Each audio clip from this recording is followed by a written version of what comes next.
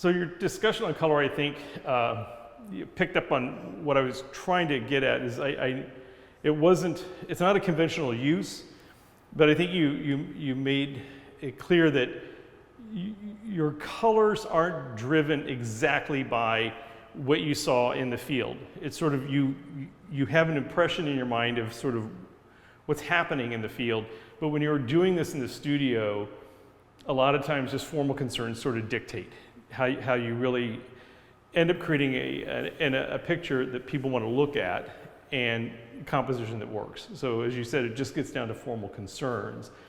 But what's really interesting though is, and that does carry from when you're in the field or when you're thinking about, you know, pictures you've seen of people or whatever, is the gesture. And that was the one thing that struck me, I think, very early on. Whether it be an animal or people, you seem to really capture just the essence, because there's not a lot of detail. In fact, I even talked about that with the sheep the other day. And those people, everybody goes crazy over those sheep. It's so funny how many phone calls I've gotten on that sheep painting. But, and they're just really tiny and stuff, but people get it immediately that they're sheep. But the birds, even just the way you have the birds a lot of times, you could tell that their heads are sort of cocked or whatever, and it's really interesting. So you're clearly very observant, you know, and when you're looking at these people and animals. But the gestures are, you know, you mentioned about like the woman on the left in this picture here of the two women bathers. You can just tell she's just got her weight on her back leg, and her legs just kind of out, and kind of her hands like a little bit on her side. I mean, a gesture we all do, but it's, as you said, it's not all flesh tone. There's a, you know, myriad of colors that all work, but they convey, you know, very clearly the figure and what they're doing. And it just looks like two women casually sort of just standing there chatting. And so without it being photoreal, you get it. And you know they're outdoors because you give just enough context to tell the setting, you know. And so I think that is something. I mean, did you do a lot of figure drawing, or are you just super observant of like animals and people? And do you mean, do I do a lot of figure drawing in my practice, or just throughout my art education? I mean, do you enjoy drawing the figure, or do you just, because you really do have a knack of really capturing like an essence of what the figure's doing. I mean, you know what people are doing. Well, I mean, without a lot of detail.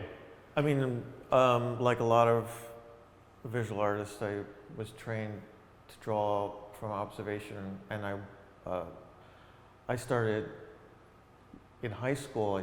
I went to the Art Students League because I'm from New York City originally, and so, and then at the Art Institute. So I drew from observation, and I was really into it then. I think I became turned off to figure painting by taking a figure painting class at the Art Institute. It'll do that sometimes. And I just, the whole kind of like,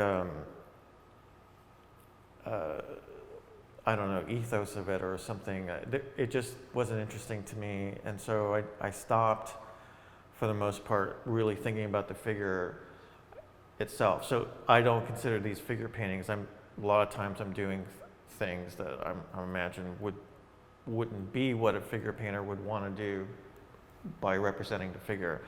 But there are things in, like you're saying, that I find interesting in the pose or of the subject, you know, the source, that I want to capture, that I want to keep in, and that usually that's drawing for me. That happens in the charcoal drawings, or the drawings I do that I consider their own work. You know, they're not sketches, they're not preliminary for the paintings.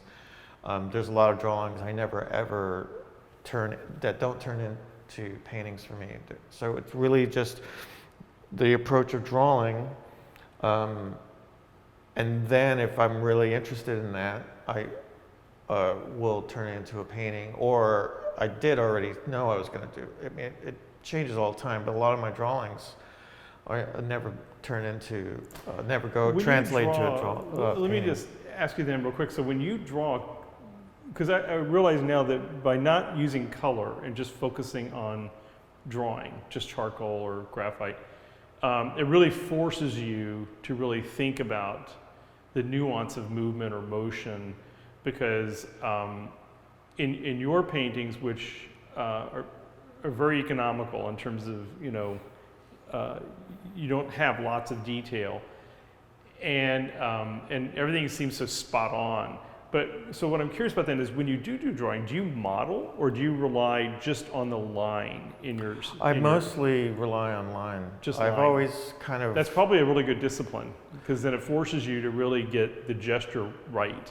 Yeah, and when I've loved, to me, my favorite, in learning how to draw from observation was when you would do a class and loosen up with gesture drawings. I liked the gesture drawings the most, because it gave you an opportunity to be a little abstract, to be a little bit more inventive with it, but you still had to capture The essence. what the model was doing. Yeah. And so that always stuck with me as something that I really liked. Although I've gone through periods in my practice where I drew tighter, but it is the line. I mean, there is some modeling going. I do want the sense of like some kind of plasticity felt, but I could do that with line. And I mean, there's obviously a tradition of like drawing with line to create a sense of the form.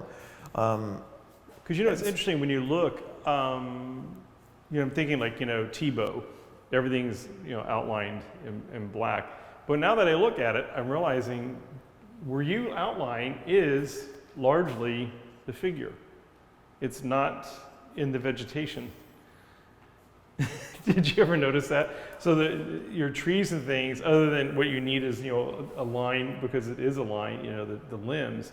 I just now noticed, and like those orange flowers over there, they're not outlined. So the lines seem to come in largely when you're doing a figure, and because that's what struck me in the essay I wrote, is I just think the essence you capture is really good, and so simple, because it's just the line, and just this curve. Like, you get that that's somebody's forearm. How that upper part is sort of curved, and then it's slender, and then the backside is a slender, smooth line.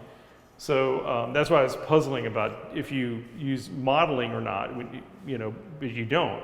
So you really do focus on just sort of how you capture that essence then of just with a line. Like you keep pointing out with a gesture, but that could be a thick line. I actually tried. I mean, the drawings are part of my practice that I'm actually really into. And I never feel that my paintings are ever as good as my drawings. It's just the way I feel. So I try to get that, what I get into the drawings, I try to get into the paintings. But it's never quite there what I got from the drawings. And I think a lot to do with material, the charcoal. Right. I use a lot of different sizes, like big pieces of fat pieces of charcoal, little pieces. I mean, so I can do, to me, it's actually like painting, but it's drawing. It's all about drawing. Yeah. And drawing is like, for me, the essence of my practice. So the figures are outlined. I've always, that's probably something in modernism that I've always liked. It was the, kind of outlining the figure in black. I always kind of I was attracted to it. Although there are times I try to take away that outline at certain parts, so it's not fully outlined. I don't want it to be like cut out, So usually the figures, or maybe like in this bird, there's some black line around. It happens where they're not completely outlined, but just enough to give it that definition of the sort of the essence. Right, and I think it's that idea of drawing for me. Where in the trees, most of the times, in like, the flora and the landscapes, or it's brushwork. Right. More than, it's all drawing, but it's like, that's where I'm usually interested in trying to be a little bit playing with the textures usually. So Yeah, no, that's great. I mean, now I'm fascinated after that discussion. I really want to take a look at the drawings more closely. Because remember I asked you, I think it was Wednesday night, or no, when we were setting up the show, I asked you if you purposely used really blunted brushes. And you kind of looked at me really puzzled, like, what? Sort of thing. Because they kind of look blunted because of the fact that, the women are a good example, I guess, of this, because it's a smaller scale painting. Where it looks not a lot of detailed brush strokes and things like that. And that's why I just kind of wondered, if you had sort of a different sort of treatment with brush or whatever. You said, no, they're just regular brushes. And it's just the way you, I guess, load it, or the angle that you work at and things like that. So it's just a touch. Yeah. And that I can change it, and that's just from, I don't know even how to explain it. It just, a certain feel, way the paint. Yeah, these pictures, I mean, you have these very smoothie areas, where it's just, like you said, I mean, and here you get these, like, in the tree where you have more area, you get this nice swath where you're sort of color blending with the brush, on the surface. So you have sort of a myriad of things going here, and this is just a really nice flat, red. But what I want to get to from that, because that's a good segue, then, is you really do like surface and texture. And so just in these, reason why I picked these paintings for us to stand in front of, and also just so people know, the way we curated the show is within each architectural element of the gallery, we've created a vignette. And the vignettes were selected to have both bathers, landscape, and an animal or bird element. And because what this is, what we were trying to capture with these is just the elegance and simplicity of being in nature, and just, the spontaneity of people just deciding to go bathing, in a pond or a stream or something. And just when they look out, what do they see? Well, they see trees with birds, and they see a lake, or, what have you, and trees. And so that's the way we curated this, and the reason why they're at different levels is twofold. One, aesthetically it looks better.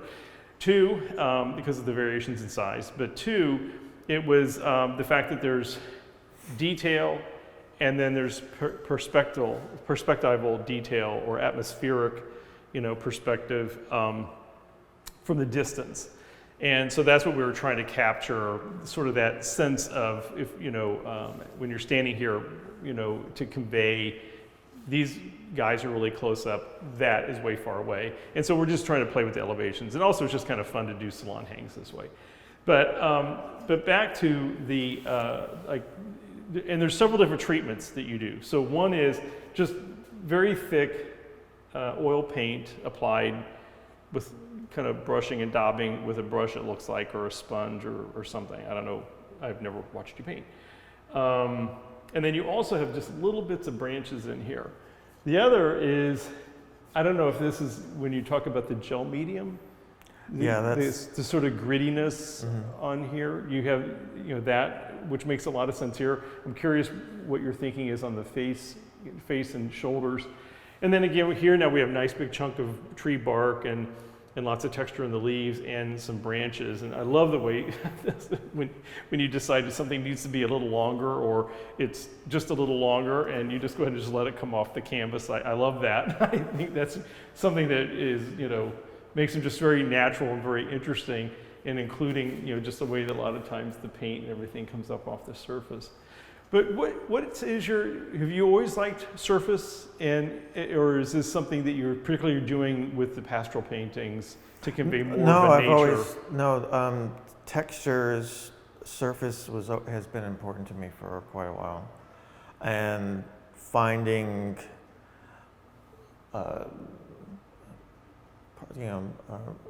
20 years ago around grad school, I was doing a lot of pouring, playing with creating surfaces like that, but it wasn't satisfying. But they were pictorial pours? I mean, they were to create a figure or a representational element? Of some kind of, representational element. All right. Because I've never been really, I've played with abstraction, but I never really committed to it. I felt there were so many better abstract painters. Well, we out there. talked about Adam Scott, and Adam Scott's pictures that you guys overlapped in Chicago. His representational, the cabins He did and a the lot floor of scenes pouring. were poured. Yeah. And it was around, and that was probably when I first met Adam. I think I was doing that, but I was moving to. I can't recall when I started using the gel medium, but I started applying sawdust, sand in the paint. Then I discovered the granule gel medium and was very excited about using that. But that I use even before I start laying down paint.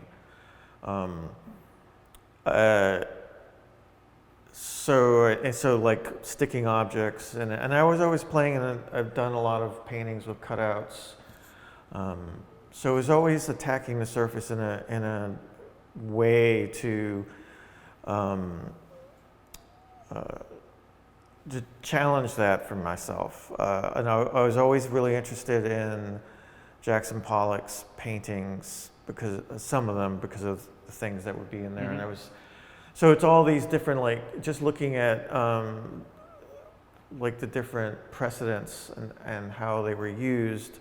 And a lot of them ones that are unconventional, that come up in late modernism, shape canvases and things like that, cutouts or putting things in the canvas. It was always like material, unconventional material was always abstraction. So I was kind of curious how to play with that in figuration, like how can I do that in figuration with traditional motifs, because that's what I'm really only interested in, like very anonymous motifs.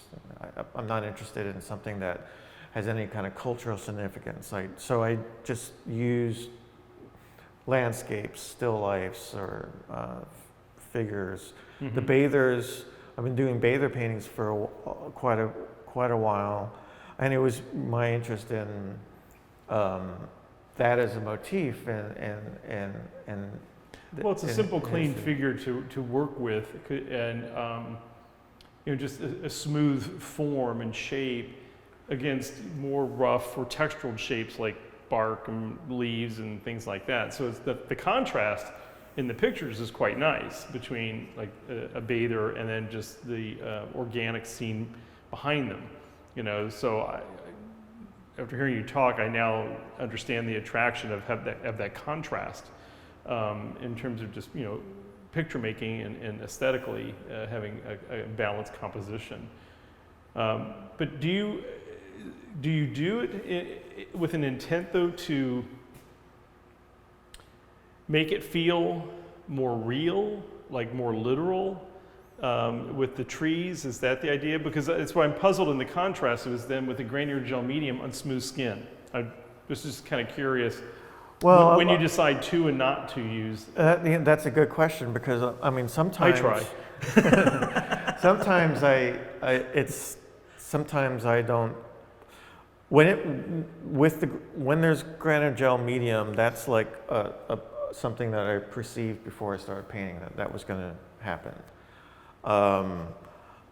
And when it hits, a lot of it, when I started using this, I kind of just wanted to make the paintings look a little messed up, so that, like, I used to like to say kind of like old or crusty or like right. Forgotten.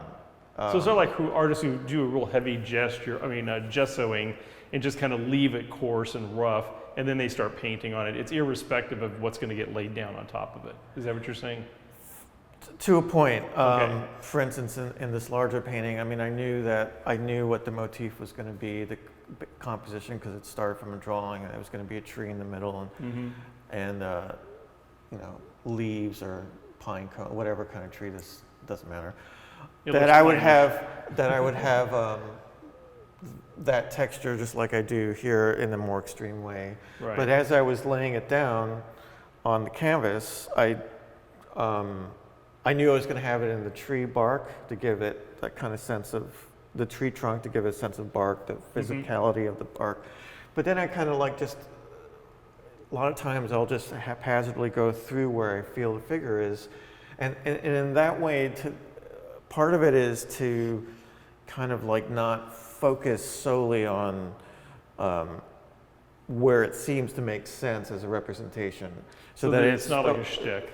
Yeah. That, and just to be where it could be a little bit of a surprise. But the original idea of it when I started using it was also to make the painting look a little off, you know, because it's not something that, as you mentioned, on a body, when it, maybe if that was going to be a beard, but on the back of the shoulder. And so it's there, it plays no representational, right. There's no, it's not utilized that way. Whereas obviously where it's used in, like, this is like sand, sawdust, and granite gel medium, and the leaves here, that does play a sense of that. And then obviously if you put sticks to be branches or the bark, that's, like you said, very little to what the subject matter is. And I liked playing with that. Like if I make a tree, pieces like I get it, you know, where I live, and put them in, and then trying to make it, because it's somewhat difficult to do it so that it feels like it doesn't stick out, that it makes sense with the whole painting.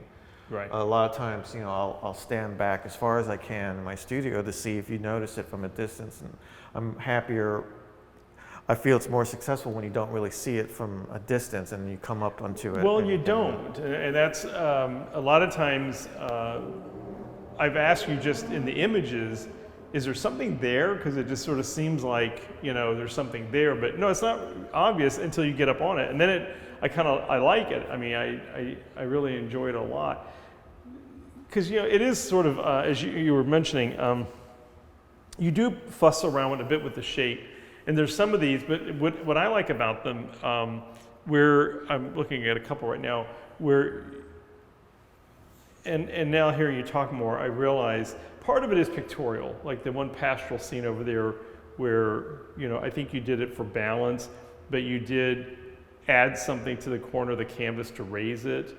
There's this other painting here where you've added a big bulge in the surface, but you've also extended off in a couple different directions by adding something to the canvas and what have you. And I like that because in many ways it does pick up on that whole concept of, in the, you know, 60s and what have you, you know, where people were sort of fussing with the edges of the painting. You know, why not focus more on the, you know, perimeter as opposed to solely the center, and that was more formal sort of work. But I think it's sort of interesting that you do bring that, and like if you into your work, and like if you want to extend something, you don't have a problem with extending it, like the branch with the trees, with the bird, the branches here, the paint coming off the side. It's kind of nice because you don't feel confined by the exact perimeter of the canvas. It's a suggestion, it's an idea, it's a concept, but you kind of do what moves you as you're painting, irrespective of that boundary. You don't treat it like a boundary. Is that a fair assessment? Yeah, obviously I'm aware of the scale and the edges of the canvas support, but I do like to either by where something might be cut off, suggest space beyond, or by leaving things that kind of stick out. Sometimes I like to do it because I don't like my pictures framed. So and I like to try to figure out how to make it harder to actually want to, like the shaped canvas paintings, it's like you can't easily frame that. So it's also very hard to pack them. Yeah. So because I think the framing is, that's sometimes why I paint on the sides. Yeah, I was going to say, because on this one, I think the camera is probably picking up the side for sure of this one, but not all of them are painted on the side, but a lot of them are, and it's like dabbled, and it's generally colors that are still on your palette from the painting, but So I like that, because then I always tell people, well, there might have been some messes or boo-boos or things that drip, but but then when an artist goes in purposely and does that, I would suggest you just leave it, and it's not begging to be framed. And so, but I like that. It sort of carries the painting around the corner because of continuity, but the picture doesn't particularly extend around the corner. So, and again, it sounds like you did that. You're doing that by design. Well, it started off by not wasting paint, and I just said, well, there's a lot of space on the thicker, especially on the thicker supports. And then it just turned into something I don't always do, because it is a little bit. It seems haphazard, but it is thought out. Like some, I just don't want to do it, and I can't articulate. Because I'm not a conceptual artist in the sense that I'm doing all these things with a program. It's very intuitive. It's very much part of the studio, right?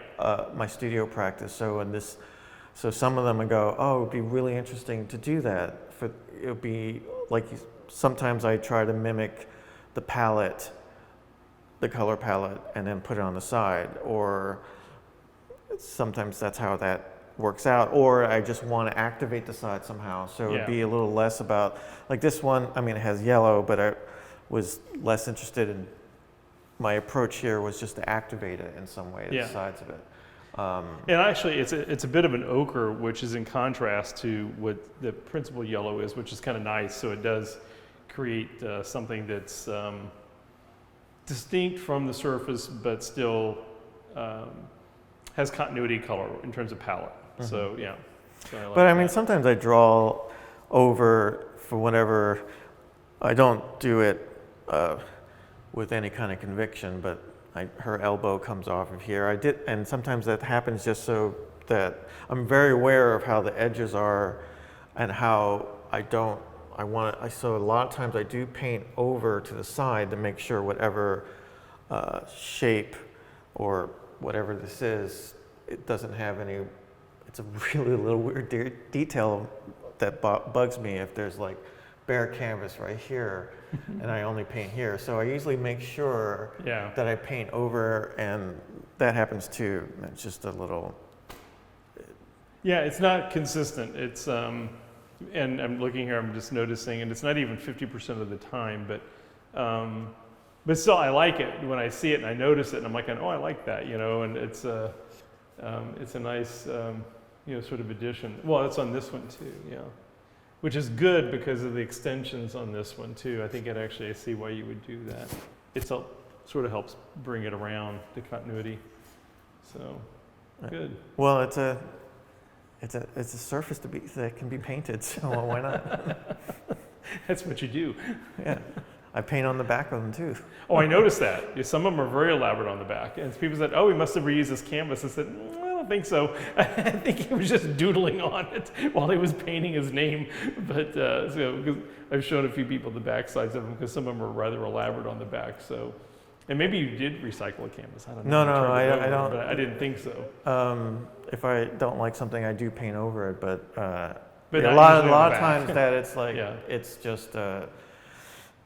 Extra. It's usually if like the acrylic paint, and I just take all the extra acrylic paint, because sometimes I start in acrylic and just put it in the back and make a little for myself, and then I figure it was kind of a joke, because then anybody who can look at the backs will see it too. Yeah. But it's just something silly to do. I know, I kind of like smart alecky things like that, though. I think it's kind of fun. It's sort of like wearing underwear, only you know it, Right. So if there's special underpants or socks, but it's kind of nice, to have something sort of on the backside of a painting. I like that.